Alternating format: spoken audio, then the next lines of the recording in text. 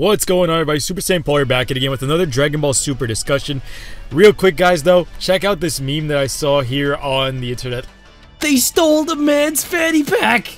Anyway, enough fun and games here. We're gonna jump into this discussion, guys, and get more serious. But what I wanted to talk to you guys about today is that the future of Dragon Ball Super and where they're headed with it, and Broly being one of the main factors to what they potentially may do. So there's a few routes they can go, and there's a few things they put in place, but I'm going to break it down. What we know at the end of the Dragon Ball Super movie is that Frieza is going to be returning yet again with another evil plan that he's telling us right to his face. Ironically, he came back for revenge faster than we expected from what he stated in the Tournament of Power. We knew he was coming back.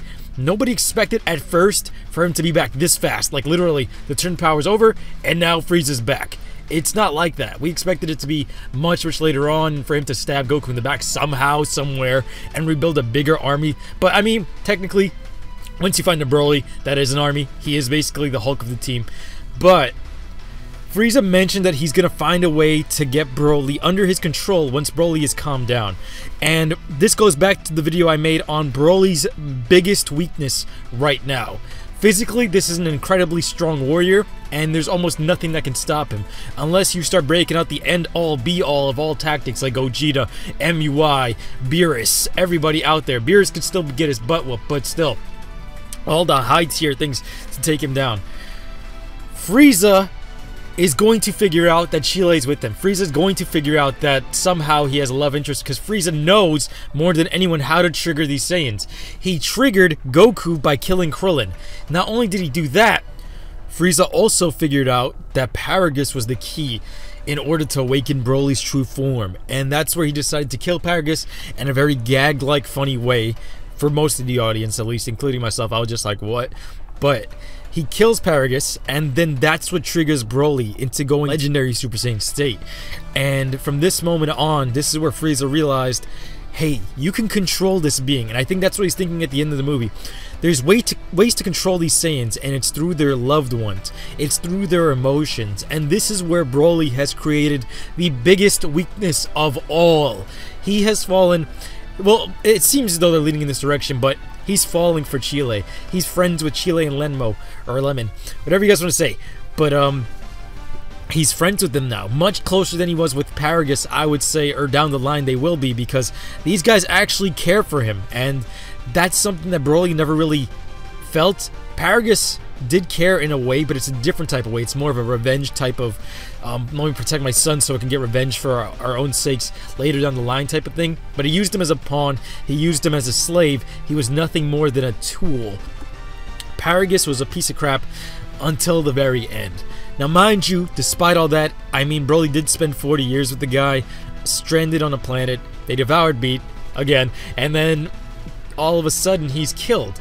Now, they didn't do the best to portray the real emotional impact of that kill, because, I mean, it was kind of stale in my opinion, of just Paragus getting shot, and then boom, all of a sudden legendary Super Saiyans emerged.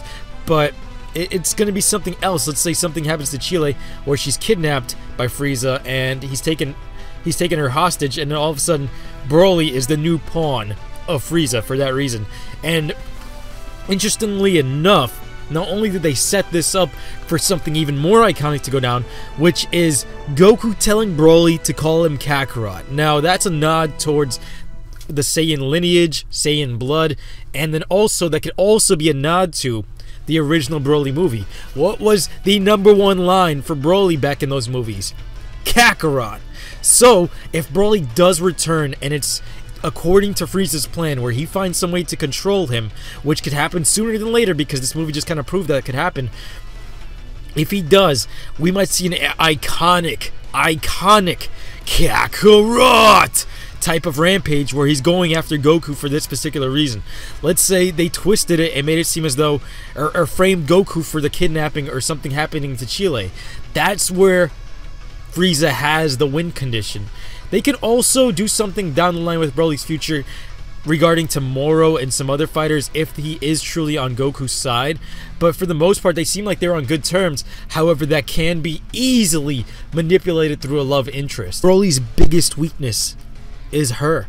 That is going to be the ultimate weapon for anyone that is an enemy of the Saiyans. And this is where Frieza is going to come in.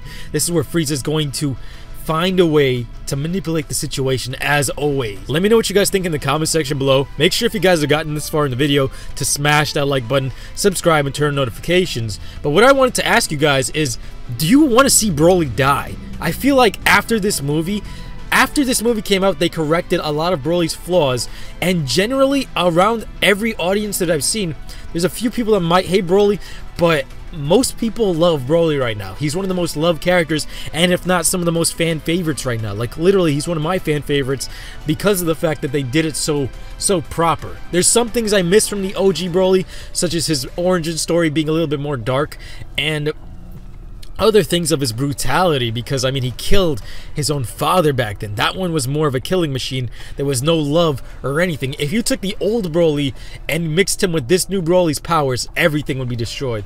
And I mean, it would take Gogeta and stuff to stop him, but at the same time, would he give you that opportunity? He'd be just that ruthless. We'd see a lot more blood shed versus what we saw in this Broly movie, because he barely killed anyone. But do you want to see Broly die? Do you want to see Broly fight Goku yet again in a more rage-induced form? Do you want to see Broly fight alongside the Z Warriors? And do you guys see Frieza manipulating the situation, knowing that he can, through loving and compassion from the Saiyans towards their loved ones? I think he will. That's my opinion. And for him to state that, I'm not going to take that for granted, because whatever Frieza says, usually he starts to talk into existence. I mean, there's moments where he gets cocky and it ends up blowing up in his face, but for him to still be wandering the universe, I mean, Vegeta did say before, this is going to bite us in the ass. And it did big time. And now, let's say this gets even worse, where it escalates to the point where he's in love with Chile, to the point where if she gets kidnapped or goes missing, everything is in danger. Everything in Universe 7, as we know it, is in danger. Everything from planet Vampa to planet Earth to planet Nunameki and Nunamek, my bad. Everything is just absolutely in danger, and that's where it's a bit hype knowing that we have both a friend and a foe just chilling there on the side of the universe where no one can see him. In my personal opinion, that's where some of the thrill for this character comes into play. Because when you got to see Broly at his most purest form, which is what Chile and Leno found, they found that he's actually almost no different than a regular person, and if anything, he's more sincere than anyone else, and that's why he's such a likable character. Like, people I know that never even watched Dragon Ball seriously and seen Broly, he became that much more likable because of that. But that adds more depth to his character if he shows up and becomes bad, because if he's being manipulated, this is a character who has been tortured through his mind like this yet again and again and again, and would it do justice just to kill him off?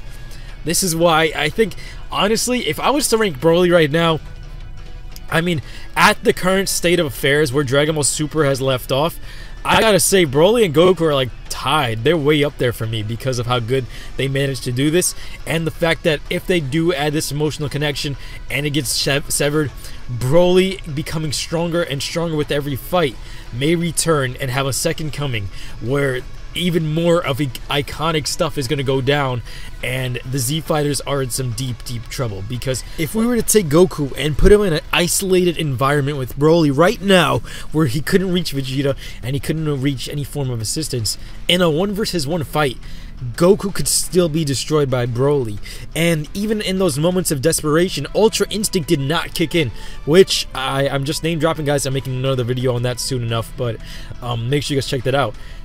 Ultra Instinct did not kick in, and he could have been dead. The dude's eyes are literally flashing into death. Like, literally, you saw them white out. So, I would say Goku getting that badly beaten, if he doesn't power up or get any form of real control over Ultra Instinct, because technically it's not mastered, and that's what my video is going to be about. But Broly is the strongest Saiyan by far in Universe 7. I'm gonna say by far, because he only been in 1 fight, and then if he fights more, it's end game for them. So Broly is right now one of the biggest threats in the universe. Frieza may turn him into a pawn, and we may be seeing iconic moments from the movies showing up soon. Anyway, guys, thank you guys so much for watching. Smash that like button, subscribe for more. I'll be seeing you guys next time. Alright, take care, peace.